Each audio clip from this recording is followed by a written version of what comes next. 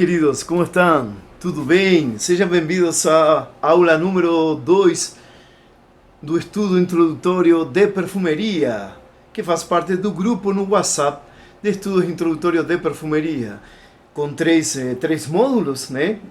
História da perfumeria, conceitos, mitos e desmistificações, módulo 2, e o terceiro módulo, perfumeria nicho e perfumeria secular. E hoje está a tão esperada aula Egito. Nós temos Egito, a terra dos faraós, né? Oh. E é verdade, essa tradição, né, que diz assim, quando você prosperar a sua família, quando você prosperar e formar a sua família, ame muito a sua esposa, alimente-a, vista-a, e o mais importante, unja seu corpo com ungüentos. Esta é a recomendação que um pai fez ao seu filho nos ensinamentos de Tafotep, que é uma coleção de provérbios morais da quinta dinastia, por volta do 2400 a.C., e que mostra a importância das aromáticas e dos perfumes na vida dos egípcios desde os primeiros períodos da sua história. O uso de fragrâncias e notas no Antigo Egito, de acordo com a arqueologia e a história, já havia registro de um cosmético à base de incenso perfumado. Olhem vocês, no Antigo Egito, esse incenso perfumado que se chamava de kifi. Guardem bem o nome, kifi. Ele é usado há cerca de 5.000 anos, conforme mostra os achados nos sítios arqueológicos da cidade de Luxor. E era usado tanto para esconder odores humanos, como também para fins religiosos. E que essa é a parte mais importante, para fins religiosos. Realmente muito bom, né? Para o egípcio, a aromática estava muito atrelada a aquilo que é o Ka. O Ka significa alma. Mas cuidado, o conceito de alma e espírito para os egípcios se dividia, realmente um conceito de alma para o egípcio se dividia em 6 partes. Essas 6 partes, tá? Não é tão fácil de compreender, nem sequer hoje, até um maior dos egiptólogos, certo? Então, eu fico com a parte do Ka, o Ka, a alma, e a força que é atrelada às deidades divinas, neste caso da egiptologia, e que é ligado aos ungüentos. Lembrando que naquele tempo não se chamava perfume, era aromas, então eles chamavam, na linguagem deles, mas se conhecia como ungüentos, falando traducidamente, onde eles colocavam ungüento nas estátuas, nos salões religiosos das deidades, os sacerdotes. Lembrando que os sacerdotes egípcios não eram apenas sacerdotes, eram engenheiros, construtores. Eles eram bem polifacéticos e, claro, eles tinham multitarefas, tá? Um exemplo disso era o grande arquiteto, matemático, sacerdote, ocultista da antiga magia, que vocês conhecem de filmes, chamado Imhotep. Imhotep, sim, existiu na história. Não como podemos ver no filme de Brendan Fraser, A Múmia, Múmia 1, Múmia 2, O Retorno da Múmia, que aparece Imhotep e Ansunamun. Ansunamun também existiu, mas nunca existiu a cidade de Gamunaptra, nunca, segundo a história, nunca se encontraram Ansunamun e Imhotep porque eram anacrônicos, ou seja, eram tempos diferentes, tá? Mas tudo estava ligado ao que é a cultura egípcia, ligado à aromática e aos perfumes, tá? Lembrando que o perfume nasce na Mesopotâmia, mas se consolida aqui no Egito, é onde se desenvolve, digamos assim, a modernidade do perfume, o comércio do perfume e das espécies que sai do Egito para o mundo e do mundo para o Egito. Na realidade, o mundo antigo era aquilo que vinha da Índia e da Ásia, tá? Da Índia, que é na Ásia meridional, e no Japão e China, na Ásia oriental, tá? e a outras partes do Oriente que faziam os comércios. Se vê que os primeiros, na toda a história, que figura, que nasce o nascimento do comércio e das negociações e tudo isso, tá? É com os persas, tá? E depois vamos falar sobre o assunto dos persas e a perfumaria persa. Esse especial vai para vocês que gostam de Oriente Médio e para você, Thiago, que você gosta dos persas e quer conhecer da perfumaria persa. Voltando ao Egito, bom, conforme mostra os achados no sítio arqueológico da cidade de Luxor, era usado tanto para esconder odores humanos como para fins religiosos, ou seja, afastar maus espíritos, agradar aos deuses, entendendo que esse cheiro subia como a fumaça incensada e levava e chegava ao território ou plano dimensional dos deuses, certo? Esse perfume especial é que era chamado de kifi. E, bom, entendemos assim. O incenso já era usado naquela época e era um luxo muito bem comercializado. Inclusive custava muito mais que o ouro, igual que chegou a valer a mirra. Isso podemos ver não apenas nos escritos judaicos, não apenas nos escritos neotestamentários cristãos, no grego koiné, no hebraico, no aramaico, sobretudo hebraico, antigo ou paleolítico, na história, sino também aqui em Egipto. Lembrando que, por excelência, a flor do Egipto, por excelência religiosa e também aromática, principalmente histórica e religiosa, é a flor de lótus, é a flor nacional do Egito, o lótus, no Egito antigo, estou falando, perfeito? Bom, então o kifi, o kifi, como chama, ele era usado para ungir os templos, onde estava o templo de Amon-Ra, o templo de Mênfis, os templos que estão em Saqqara e os deuses egípcios, né? Obviamente. E também em rituais, em salas, em quartos, em lugares do rei. E, obviamente, fim religioso, é claro, para afastar os maus espíritos. Bom, o incenso era já comerciado no Oriente, era conhecido, certo? De acordo com o Ancient Egypt Online, que é a maior página a nível mundial e referência em egiptologia, no qual todos os que hemos estudado egiptologia terminamos lá. Eu fui, inclusive, he estado e administrado em espanhol também, página de egiptologia, é muito bom. Tem aqui Egiptologia Brasil, para quem estivesse interessado, né? Diz que o Ancient Egypt Online, que é feito por arqueólogos, egiptólogos e por amantes da egiptologia, diz que a referência mais antiga de kifi, o incenso do templo, que é o verdadeiro significado, foi encontrada nos textos das pirâmides, que esos textos das pirâmides datan da quinta e sexta dinastia do Reino Antigo, más o menos 2686 a 2181 a.C.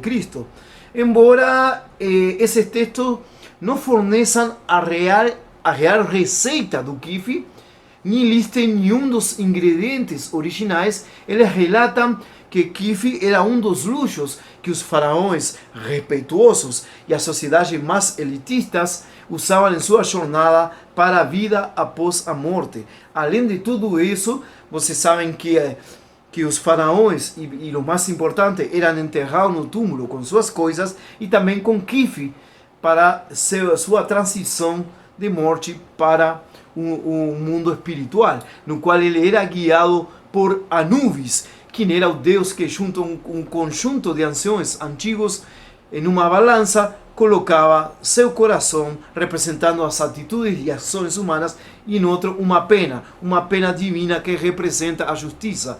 Se a pena pesava mais que seu coração, então você era condenado, porque era considerado injusto e uma pessoa ruim, má, né? E não ia para o reino de Horus, né? E para esse paraíso maravilhoso da mitologia egípcia que ensina, certo? Bom, entendemos que a civilização egípcia foi o primeiro grande produtor e consumidor. Também aqui estamos vendo que então a perfumeria nicho não nasce na França como se tinha entendido. Já vemos que se um perfume é especial, que uma essência é criada especialmente para uma elite, com sua tradição, com sua exclusividade, para um público limitado, se vamos na teoria, a perfumeria nicho nasce no Egito, né? E podemos ver isso, se isso não for suficiente, podemos ver isso mais adiante nas próximas aulas com Pérsia e Arábia Saudita e Omã, certo? Mas voltando aqui, a civilização egípcia foi o primeiro grande consumidor de perfumes na antiguidade. E tudo isto estava contido em gordura. O óleo, porque a destilação ainda não era feita naquela época. Então, a forma de poder oferecer esses produtos aromáticos e esses perfumes era através da gordura. E as matérias-primas eram variadas, flores autóctonas, como o Lotus, o íris, tá? Tem a nota de íris muito importante no Egito, tá? O Lotus e o íris, tá? E aromáticas como a menta, o aneto, plantas obtidas em expedições, em comercializações, certo? Que foram surgindo através do comércio. Como por exemplo temos o jasmim indiano. Arábia usa muito jasmim indiano, a rosa exportada, a rosa índia, e hoje na atualidade a rosa húngara também, mas assim, através do comércio e as expedições de comercialização foram se acrescentando mais ingredientes e sobretudo especiarias, certo? Nós temos o jasmim indiano, além da rosa, na especiaria o açafrão, as resinas como a mirra e o incenso. Lembrando que a mirra ela vem da Índia e da Ásia também, né? Mas tem também que vem da África, não? Então, toda essa coisa. Incenso que vem da Índia e a mirra ela vem realmente de uma parte africana e depois passa para a Índia e Ásia. E vem da Ásia também. O costume de uso pessoal, por exemplo, nos aromas e todas essas questões, adquiriu uma grande relevância no Egito. Por exemplo, vocês já viram nos hieróglifos, ou hieroglíficos, como se diz, hieróglifos, aqueles símbolos que a gente chama sigilos. Sigilos se chama no ambiente esotérico ou no ambiente egípcio, que es hieróglifos, hieróglifos o hieroglíficos, tá? Que los símbolos, diseños en las pirámides egipcias. Lembra que falei o texto das pirâmides? Bom, existem três textos sagrados: texto dos mortos, o texto dos faraós, que o famoso livro dos mortos egípcios não se chama realmente livro dos mortos egípcios, e o texto das pirâmides, que é todo o que está contido, toda essa linguagem hierógrafa nas pirâmides. Aí se desenvolve todo o texto da pirâmide, que ele é feito em temas de magia egípcia e de certas coisas perfumísticas, mas todo dedicado à magia e aos reis e aos deuses. Esse é no texto das pirâmides. Aí voltamos que era costume, então, você nunca viram como um cone, como um chapéu, um cone na cabeça? Por que os egípcios usavam isso? Bom, porque nesse cone era costume trazer cones gordurosos, tá? Debaixo desses cones tinha um pequeno cone gorduroso, com fragrância na cabeça, de modo que quando com o calor derretido começava a hidratar o cabelo e a cabeça, e hidratava e perfumava ao portador do cone, claro. No entanto, e de maior relevância, como tenho falado, foi seu uso religioso, através da queima de incenso, a mirra, ungindo muito as estátuas. Os perfumes eram muito essenciais no cerimonial, e graças às fórmulas descritas nos pergaminos e nos textos das pirâmides sobre esses cerimoniais religiosos, podemos saber muito sobre os perfumes litúrgicos. os sacerdotes egípcios usam diferentes essências e dependendo da hora do dia. Por exemplo, nós temos ao amanhecer o Líbano, que é o frankincense, conhecido hoje como incenso. O frankincense, conhecido como incenso, em Egipto, na hora do amanhecer, nesse ritual, era chamado de olíbano. Temos a mirra ao meio-dia, que era usada, e o quife usado ao anoitecer ou para ritos de passagem fúnebre dos reis, de passagem da vida para a morte. E este último era o mais conhecido dos perfumes egípcios. E era conhecido porque, segundo na história que temos da perfumeria e na história secular egípcia, que era uma fórmula muito complexa e incluía grande número de ingredientes, certo? E nós vamos ver agora os perfumes mais valorizados naquela época, que eram da terra da pirâmide e do faraó. Não eram tanto os que vinham do exterior, e sim os que surgiam lá e que eram comercializados. Então vamos ver quais eram os mais populares. Então, bom, nós temos os mais populares. E quais eram então os mais populares? Susinum. O susinum era feito com lírio, mirra e canela. Chipre. Mas o chipre egípcio era henna, cardamomo, canela, mirra e damasco, conhecido atualmente como artemisia. Susinum, Chipre. Temos o mendecian. O mendecian era a mirra, a acácia, que é o quesayat, tá? Que depois vamos ver em Israel, a quesayat, que é a madeira oriental, tá? Tipo como la gargut o madeira de oud, só que aqui madeira de agar, perdão, madeira de agar, mas este não é madeira de agar, este é quesayat em hebraico, ou seja, cássia, tá? E um mendecian era então mirra, cássia e com resinas diversas. Depois temos um metopian, o metopian, que era mirra e resina mista também, mas a diferença do anterior, que eram diferentes resinas diversas, tá? Mas colocada, ou seja, pausadamente, hierarquicamente, no metopian a mirra e a resina já era misturada toda a resina, tá? E depois temos estacte. O estacte, que era a mirra, o rondinho extrato de rosa egípcia, a canela e vinho doce. Prestem atenção aqui, estacte. Então, perfumes com alcaloides ou com álcool já existiam no Egito. Olhem que tremendo, que maravilhoso, não? Maravilhoso, muito bom. E aqui que vou revelar o segredo, tá? O estacte, que era mirra, rondinho, que é o extrato de rosa, mas pode ser rosa húngara, né? Tipo de rosa usada na perfumeria, e a canela e vinho doce. Esse perfume é conhecido na perfumeria como o egípcio.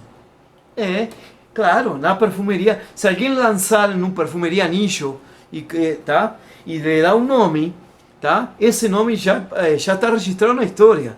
Não é nada novo, se chama o egípcio. Seria uma boa ideia criar um perfume, o egípcio, inspirado na tradição egípcia, que ele é feito com mirra, rondinho, que é extrato de rosa, canela e vinho doce, certo?